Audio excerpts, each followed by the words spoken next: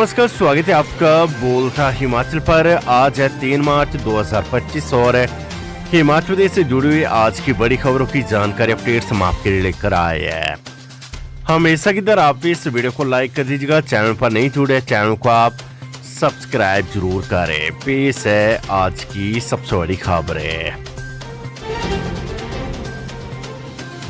बिगड़े मौसम से हिमाचल प्रदेश स्कूल शिक्षा बोर्ड की परीक्षाएं स्थगित। केलांग, उदयपुर और पांगी में नहीं होंगे शुरुआती 3 पेपर। बर्फबारी बारिश के चलते नहीं पहुंच पाई सामग्री। हिमाचल प्रदेश स्कूल शिक्षा बोर्ड की 4 मार्च से शुरू होने वाली परीक्षाओं में लाहौल स्पीति के केलांग, उदयपुर व जिला चंबा के पांगी क्षेत्र में आने वाले सभी केंद्रों की शुरुआती 3 परीक्षाएं स्थगित कर दी गई है। भारी बर्फबारी व बारिश के बाद मौसम के हल्का साफ होने पर भी पहाड़ी क्षेत्रों में विजिबिलिटी न होने पर हेलीकॉप्टर के माध्यम से भी परीक्षा सामग्री पहुंच नहीं पाई है। ऐसे में उक्त क्षेत्रों में शुरुआती परीक्षाएं स्थगित होने के साथ ही मौसम खोलने व परीक्षा सामग्री पहुंचने के बाद आगामी परीक्षाओं के संचालन की रणनीति बन पाएगी। स्थगित होने वाली परीक्षाओं को निर्धारित शेड्यूल के बाद अप्रैल में विशेष परीक्षाएं करवाई जाएगी। वहीं 4 मार्च से प्रदेश के अन्य सभी क्षेत्रों में सुचारू रूप से परीक्षा सामग्री पहुंच गई है और संचालन करवाया जाएगा। हालांकि इस बीच किसी क्षेत्र में अत्यधिक बर्फबारी व बारिश रहती तो छात्रों को अपने सबसे नजदीकी परीक्षा केंद्र में परीक्षा देने की अनुमति प्रदान की गई है। हिमाचल प्रदेश मंत्रिमंडल की बैठक आज। बजट सत्र से पहले 4 बड़े फैसले संभव। मुख्यमंत्री सुखविंदर सिंह सुक्खू की अध्यक्षता में हिमाचल प्रदेश मंत्रिमंडल की बैठक आज राज्य सचिवालय में होगी। मुख्यमंत्री रविवार को दिल्ली गए और सोमवार दोपहर को शिमला वापस लौटेंगे। सोमवार दोपहर को वे ओक-ओवर से दिव्यांग बच्चों को इटली की विदेश यात्रा पर रवाना करेंगे। उसके बाद मंत्रिमंडल की बैठक के लिए सचिवालय आएंगे। बजट सत्र से पहले होने वाली ये बैठक कई मायनों में महत्वपूर्ण है। इस बैठक में राज्य सरकार 4 पॉलिसी पर फैसला ले सकती है। हिमाचल में बस किराया बढ़ाने का प्रस्ताव एचआरटीसी के निदेशक मंडल में पारित हो चुके और राज्य सरकार को रेफर किया गया है। कैबिनेट ने ये तय करना है कि न्यूनतम बस किराया बढ़ाना या नहीं। महिला एवं अन्य सब्सिडियों पर भी विचार करना है। यदि किराया बढ़ाने का निर्णय नहीं हो पाया तो कम से कम नई बसों की खरीद का फैसला हो जाएगा। इसमें इलेक्ट्रिक बसों की खरीद भी शामिल है, जो हिमाचल बल्क आधार पर पहली बार करने जा रहा है। इसके अलावा 2 बड़े फैसले शिक्षा विभाग से जुड़े हैं। शिक्षा विभाग 5 एजेंडे कैबिनेट की बैठक में रख रहा है, जिसमें 2 पॉलिसी से संबंधित है। राज्य में 25 से कम एडमिशन वाले सीनियर सेकेंडरी स्कूलों को डाउनग्रेड कर दोबारा हाई स्कूल बनाया जा सकता है। इसी के साथ नॉन फंक्शनल 5 डिग्री कॉलेजों को मिलाकर 100 से कम एडमिशन वाले 16 अन्य डिग्री कॉलेजों को बंद करने का फैसला भी हो सकता है। इसी के साथ डिग्री कॉलेजों में सब्जेक्ट वाइज एडमिशन के आधार पर भी कुछ सब्जेक्ट बंद करने और चुनिंदा कॉलेजों में नए सब्जेक्ट शुरू करने को लेकर निर्णय हो सकता है। शिक्षा विभाग से जुड़ा एक अन्य मामला शिक्षा निदेशालय के पुनर्गठन का है। शनिवार को मुख्यमंत्री द्वारा ली गई शिक्षा विभाग की प्रेजेंटेशन के बाद ये निर्देश दिए गए कि निदेशालय पुनर्गठन का मामला कैबिनेट में लाया जाए। राज्य सरकार बेहतर समन्वय और एडमिनिस्ट्रेटिव कंट्रोल के लिए अब प्री नर्सरी से लेकर जमा 2 तक एक ही शिक्षा निदेशालय बनाना चाहती है। कैबिनेट की बैठक में आबकारी नीति को लेकर भी चर्चा हो सकती है। सरकार इससे पहले नीलामी के जरिए शराब ठेके आवंटित करती रही है। अब अगले वित्त वर्ष की नीति पर फैसला होना है। 10 मार्च से शुरू हो रहे बजट सत्र के पहले दिन के लिए राज्यपाल के अभिभाषण का ड्राफ्ट कैबिनेट ने अप्रूव करना है। वांदिया मर्ज स्कूलों में नशा निवारण केंद्र। सरकार ने शिक्षा विभाग को जारी किए निर्देश। हिमाचल प्रदेश में बंद किए गए या मर्ज स्कूल भवनों में नशा निवारण केंद्र खोलने की योजना बनाई जा रही है। इसके लिए प्रदेश सरकार की ओर से शिक्षा विभाग सहित सभी जिलों को दिशा निर्देश जारी कर दिए गए हैं। प्रदेश भर में जिला प्रशासन व रेड क्रॉस सोसाइटी की ओर से सरकारी स्तर पर नशा निवारण केंद्र चलाए जाते हैं, लेकिन कई स्थानों पर सही स्थान उपलब्ध न होने पर सरकारी नशा निवारण केंद्र नहीं खुल पाते हैं। अब 0 व कम छात्र संख्या वाले स्कूलों को डिनोटिफाई व मर्ज किया गया है। ऐसे में रेड क्रॉस सोसाइटी अपने स्तर पर स्कूलों का दौरा कर वहां के वातावरण व भवनों को जांचने के बाद नशा निवारण केंद्र खोल सकती है। इसके लिए सरकार की ओर से दिशा निर्देश जारी किए गए हैं। प्रधानमंत्री ग्राम सड़क योजना, गांव में सड़कों के लिए जीआई मैपिंग खत्म, अब होंगे टेंडर। प्रधानमंत्री ग्राम सड़क योजना PMGSY में जीआई मैपिंग का काम लगभग पूरा हो गया है। राज्य में PWD ने सड़क विहीन जिन गांवों की सूची तैयार की थी उसे केंद्र सरकार के हवाले कर दी है। ग्राम सड़क सर्वे ऐप पर इस सूची के अपलोड होने के बाद अब केंद्र स्तर पर टेंडर प्रक्रिया का दूसरा दौर शुरू हो गया है। कर्मचारी अधिनियम ने रोकेगा कॉन्ट्रैक्ट की पेंशन, टीएसटी के क्लेम में शीला देवी केस पर वित्त विभाग का ऑर्डर अपहोल्ड है। हिमाचल सरकार द्वारा हाल ही में बनाए गए नए कर्मचारी अधिनियम से कॉन्ट्रैक्ट अवधि की पेंशन पर असर नहीं होगा। प्रारंभिक शिक्षा विभाग की ओर से 27 फरवरी 2025 को जारी किए गए एक ऑर्डर में साफ हो गया है। इस ऑर्डर में शीला देवी केस की जजमेंट पर वित्त विभाग द्वारा 10 जून 2024 को जारी किए गए ऑफिस मेमोरेंडम को अपहोल्ड किया गया है। हालांकि कॉन्ट्रैक्ट अवधि को पेंशन के अलावा वरिष्ठता, इंक्रीमेंट या प्रमोशन के लिए काउंट नहीं किया जाएगा। प्रारंभिक शिक्षा विभाग के निदेशक ने विपिन कुमार बनाम स्टेट ऑफ हिमाचल मामले में एक ऑर्डर पारित किया है। इसी केस में बंतराम एंड अदर बनाम राज्य सरकार और नारायण दास शर्मा बनाम राज्य सरकार के साथ साथ शीला देवी बनाम स्टेट ऑफ HP जैसे मामलों का हवाला भी दिया गया है।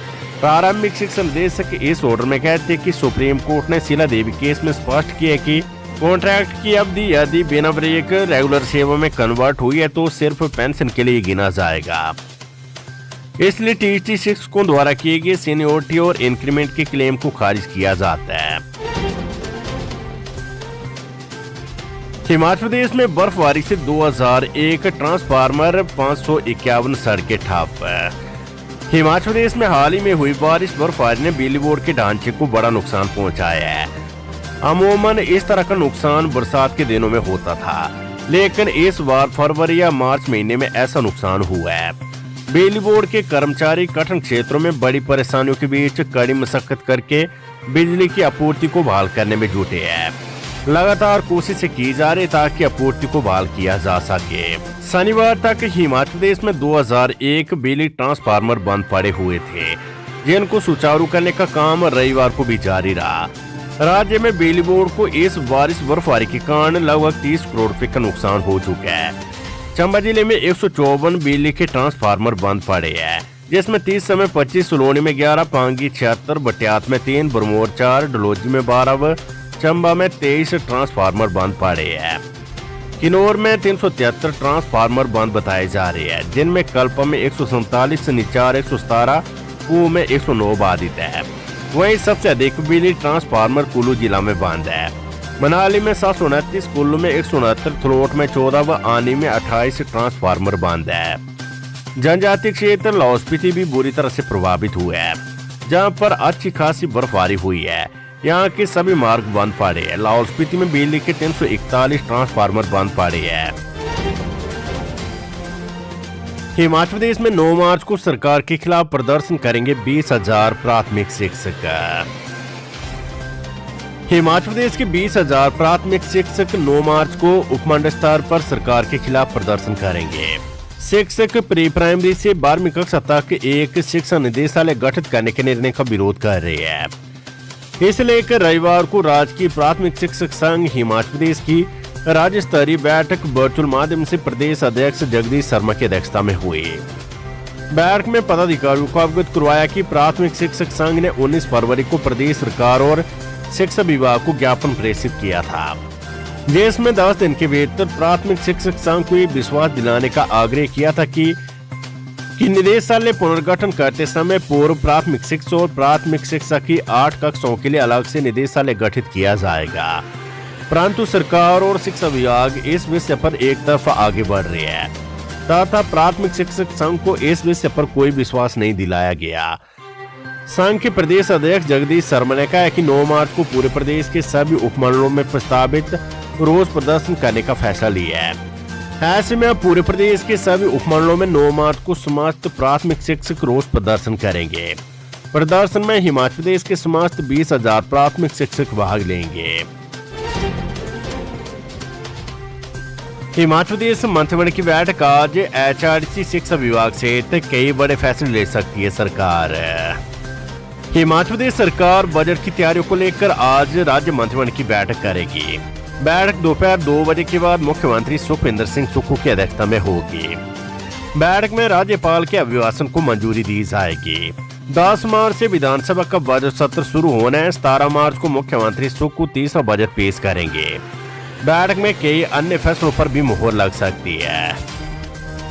बैठक में स्कूल मैनेजमेंट कमेटियों एसएमसी के माध्यम से रखे गए शिक्षकों को 5% लिमिटेड डायरेक्ट रिक्रूटमेंट कोटा देने के लिए वन टाइम छूट का मामला कैबिनेट में जा रहा है। इसके तहत 1400 पदों पर एक साथ भर्ती होगी और ये भर्ती परीक्षा स्कूल शिक्षा बोर्ड लेगा। कुछ स्कूलों के नाम शहीदों के नाम पर रखने का भी मामला भेजा जा रहा है। ये भी संभव है कि शिक्षा विभाग में किए जा रहे इन बदलावों पर कैबिनेट से पहले मुख्यमंत्री एक प्रेजेंटेशन ले। हिमाचल प्रदेश में आज होने वाली कैबिनेट की बैठक में एचआरटीसी की बस खरीद को मंजूरी मिल सकती है। डिप्टी सीएम मुकेश अग्निहोत्री के निर्देशों पर यह मामला कैबिनेट में भेजने के लिए कहा गया था, जिस पर निदेशक मंडल का बस खरीद का प्रस्ताव भेज दिया गया है। मंत्रिमंडल में रुकी हुई बस खरीद को मंजूरी मिल सकती है, जिसके साथ ही एचआरटीसी वर्क ऑर्डर दे देगा।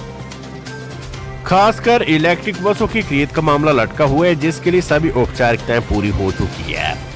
इंतजार लंबा हो चुका है और अब इस मंत्रिमंडल की बैठक से बड़ी उम्मीद है। इसके साथ ही डीजल बसों की खरीद का मामला भी भेजा गया है, जिस पर भी निर्णय होगा।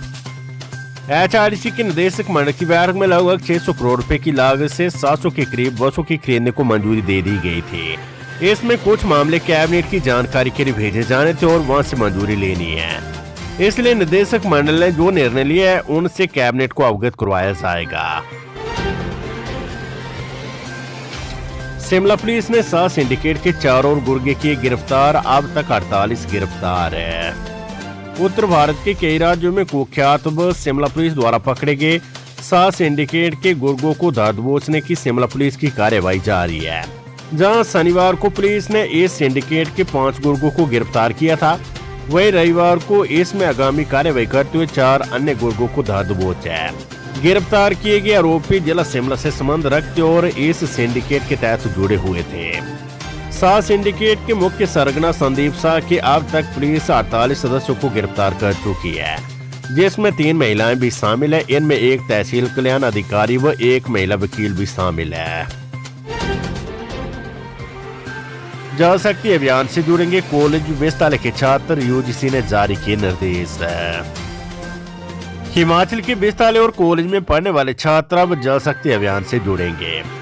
यूजीसी ने इसके लिए सभी विश्वविद्यालय को इस अभियान से जुड़ने के निर्देश जारी किए हैं। यूजीसी ने कुलपति को पत्र भेजा है कि विश्वविद्यालय में जल संचार संचयन के लिए artificial ground water recharge structure बनाया जाएगा। यूजीसी ने कुलपति को पत्र भेजा है कि विश्वविद्यालय में जल संचार संचयन के लिए artificial ground water recharge structure बनाया जाएगा। इससे बच सके जल को एकत्रित किया जा सकेगा। यूजीसी ने कहा है कि जल संचय में जन भागीदारी बहुत जरूरी होती है। इसमें उच्च शिक्षण संस्थानों की भी महत्वपूर्ण भूमिका है। इसलिए इस अभियान से विश्वविद्यालय और कॉलेजों के छात्रों को जोड़ा जा सकता है। Weather update. हिमाचल प्रदेश में सोमवार से भारी बारिश होने का येलो अलर्ट। लाहौल में 2 जगह गिरे हिमखंड। मौसम खुलने के बाद जनजातीय जिला लाहौल स्पीति में हिमखंड गिरने का सिलसिला शुरू हो गया है। लाहौल में 2 जगहों पर हिमखंड गिरे। रविवार को जिला मुख्यालय केलांग से 12 किलोमीटर दूर मोलिंग के नजदीक पीर पंजाल की चोटी से हिमस्खलन हुआ, जिससे चंद्रा नदी का बहाव रुक गया। हिमाचल प्रदेश में सोमवार से भारी बारिश का येलो अलर्ट जारी किया गया है। सोमवार और मंगलवार को राज्य के अधिकांश इलाकों में भारी बारिश होने के आसार है, तो उच्च पर्वतीय क्षेत्रों में हिमपात हो सकता है। रविवार को मौसम खुला तो बंद सड़कों को बहाल करने का काम युद्ध स्तर पर चला रहा।